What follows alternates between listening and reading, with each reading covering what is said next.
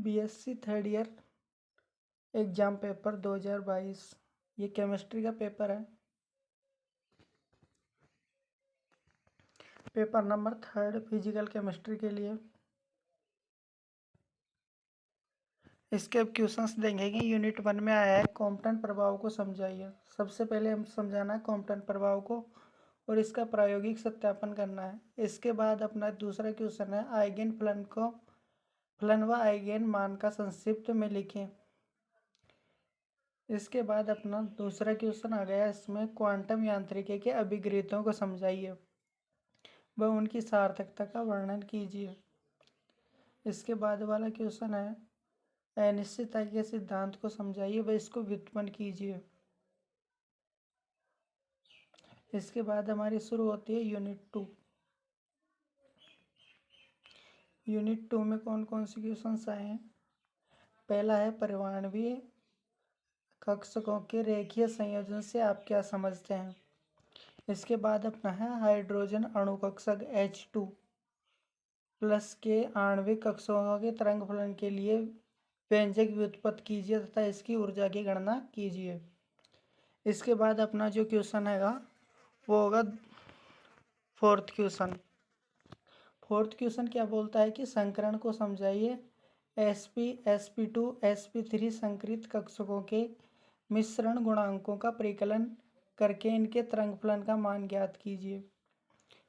फिर इसके बाद हमारा पांचवा जो क्वेश्चन है वो है एक दृढ़ रोटेटर क्या है। इस अणु कक्षक के दृढ़ रोटेटर मानते हुए इसके घूर्णन ऊर्जा की गणना कीजिए। घूर्णन स्थिरांक क्या है और स्पेक्ट्रा घूर्णन के लिए तरंग चयन व वर्ण नियम को समझाइए।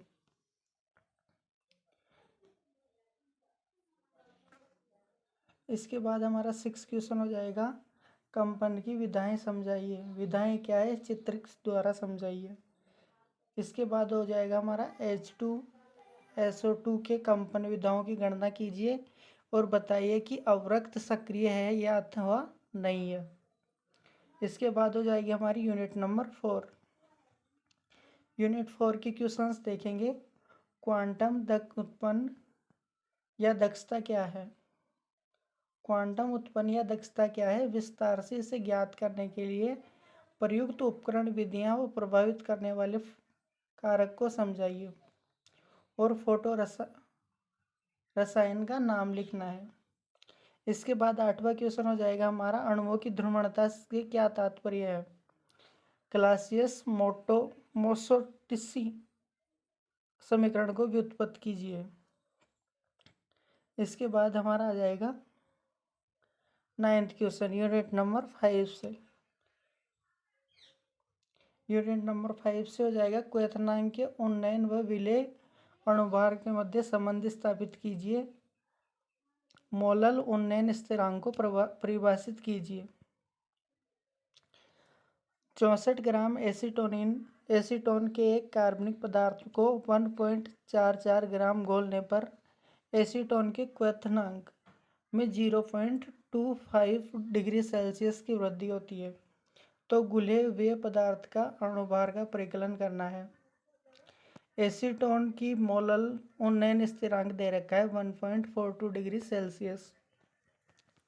इसके बाद 10वां क्वेश्चन है राउल का नियम। यह तो सबने सेकेंड ईयर में पढ़ा हुआ होगा। राउल्ट का नियम तो सेकेंड ईयर में नहीं 12th क्लास में। और इसके अलावा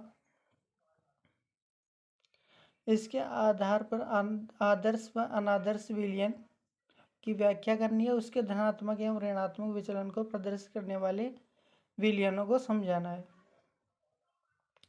इसके बाद हमारा हो जाएगा 10वां क्वेश्चन का बी। 10 ग्राम एथिलीन C2H6O2 को 400 ग्राम जल में घोला जाता है तो इस विलयन की मोललता m ज्ञात करना है। और ये हो जाएंगे हमारे क्वेश्चंस। इसके बाद हम चलते हैं इसके जो निर्देश है हमारे पास पेपर को कैसे करना है और कैसे नहीं करना है। सबसे पहले इसमें दे रखा है कि किसी भी अभ्यर्थी को सप्लीमेंट्री आंसर बुक नहीं दी जाएगी, पूरक उत्तर पुस्तिका नहीं दी जाएगी। अतः परीक्षार्थियों के चाहिए कि मुख्य उत्तर पुस्तिका में समस्त प्रश्नों के उत्तर लिखिए। इसके बाद इसमें दे रखा है कि किसी भी प्रश्न को पूछे गए विभिन्न प्रश्नों के उत्तर उत्तर पुस्तिका में अलग अलग स्थानों पर लिखने के बजाय एक ही स्थान पर हल करें। प्रश्नों के उत्तर लिखने से पूर्व प्रश्न पत्र पर रोल नंबर अवश्य लिखें और प्रत्येक इकाई में से एक प्रश्न हल करते हुए 5 प्रश्नों के हल करने हैं टोटल।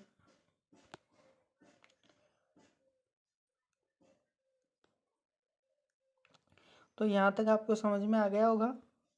और अब आपको यदि हमारी ये पीडीएफ लेनी है तो पीडीएफ के लिए हमारे चैनल को सब्सक्राइब कर लेना, टेलीग्राम वाले को, जो है BSc notes.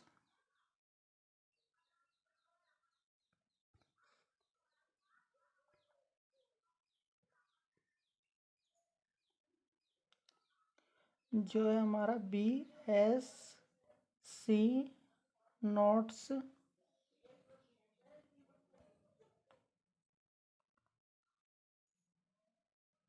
Hindi H, BSc notes Hindi H, जो यहाँ पे ऊपर भी दिख रहा होगा आपको, ये यहाँ पे लिखा हुआ है BSc नोट्स हिंदी और फिर आगे एच। तो थैंक यू, हमारे चैनल को सब्सक्राइब और शेयर करना। Thank you.